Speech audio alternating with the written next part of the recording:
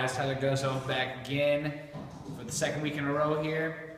This week I'm going to kind of tail off of what we talked about last week, involving a little bit of back pain and things like that with the hip flexor stretches. I'll put the link below if you guys didn't see that video. This is going to talk about your transverse abdominis, core strength. Basically, I'm just going to show you a couple exercises, some of the best exercises you can do that are not named plank for your transverse abdominis. Basically, the key things that the transverse abdominis does gives you a little bit of compression in the abdomen. On top of that, it's going to help you get in the neutral spine, okay? So that's what you want to do when you're doing deadlift, squats, that way you don't hurt your back, that way you don't sprain your muscles, and ultimately down the road, by having increased lower doses, your hips are forward like that, you got the downward duck booty kind of like this. You don't want the broken stripper look like Kelly Starrett talks about. That's not a good look. It's going to brace right in this region. It's right around here at the top of your iliac crest, the bottom here of your diaphragm.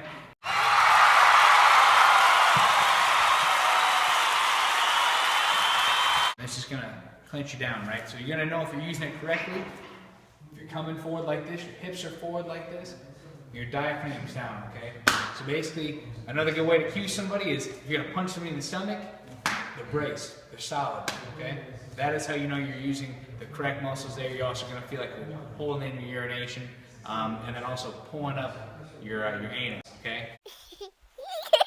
As weird as that sounds, that's the honest truth. If you've ever done Kegels or anything like that, you know it's very similar to that.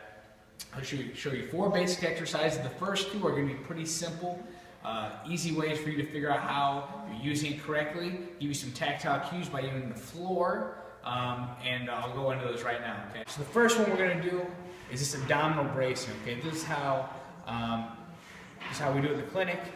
Whenever we see somebody for the first visit, so they get used to using the TA. Is you basically have them lay on the back right here. Okay. And I'm going to over-exaggerate this a little bit. See how my hips are kind of rolled forward here? What you want to do is you're going to pull your navel down, and then you're going to bring your hips forward. Okay? What that's going to do is bring this right here flat. So you are flat right here. So pull the anus in, navel's down. Okay, there's one set. So what you really want to do is hold those. You're getting used to using it, okay? You're getting used to bracing.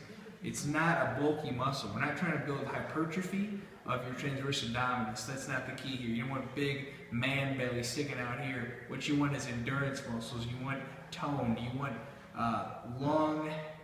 long stability, basically, and that way it's a core set. That is your core set of your spine and protects it during those lifts. When you see guys using a belt during the workout, basically what that's doing is causing compression. So they're breathing out, they're getting that big belly, and that belt is holding their spine in a stable position because their stomach's going out, the belt's there, causing that compression. Here, when you're not using a belt, you're using more of your core, you have to hold that yourself. So you're using a lot more energy, and it takes a little bit more mobility than it does if you were just using a belt, getting that compression that way. But that's the first exercise, that's abdominal bracing. And then the second one, you're basically going to add a little bit of dynamic activity with it, okay? This one right here, it's called the toe tap.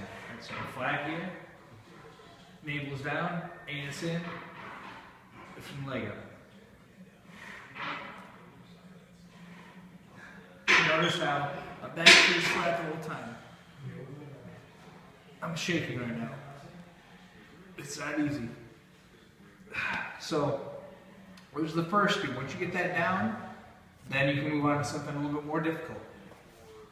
This one right here, called the dead bug, okay? So dead bugs don't carry around big yellow balls, but they do go in this position, okay? So after they're dead, they're just laying like this, right? So what this move is going to do, you basically do the same thing, holding your back flat here. And what I'm doing with this is I'm literally just going to push with my hand and my knee together. You're pinching this ball here like a pimple. You're trying to make this thing pop out the top and ooze all over the place. So what you're going to do to make it a little bit more difficult, once you feel that, you're flat here, you feel your abdominals working here, your deep core muscles. What you can do then, add a little dynamic movement here, guys. Going like this, holding that position, but now you have lever arms that are reaching out with your leg and your arm here, okay? You come back in here, switch in, a little bit more advanced dead bug. So my back is staying flat here against the mat. not popping up, not rounding. There's no lordosis. Okay, that's the second one. So the third one, you basically get rid of the ball here. And you're gonna make it a little more difficult, okay? This is the bread and butter right here. This is gonna help you get the six-pack abs because you're adding the crunching motion. And then on top of that, you're gonna get the cueing of the floor to use your transverse abdominis here. So what you're gonna do here, it's called spider crunches, okay? You're out here like this, back's flat right here. I'm out here like this, just touch my knee. Coming out here.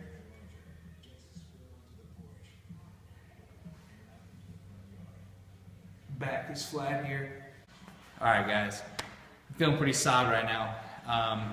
Essentially, basically everything we went over today, the transverse abdominis, the uses for it, the reasons why it's so important, different ways to use it in exercises, and then I basically went over the different exercises you can use it in. Obviously, you want to use it in, especially if you don't have a belt. It's the deadlift, the squat, the overhead press, all the compound lifts essentially. You want to use that in everyday life, okay? So if you have any questions, go ahead and leave it in the comment box. Put my email down in the description box as well. If you want to check out my video from last week on how to stretch your hip flexors, I'll put that link below as well, like I mentioned earlier. And I'll see you guys next week.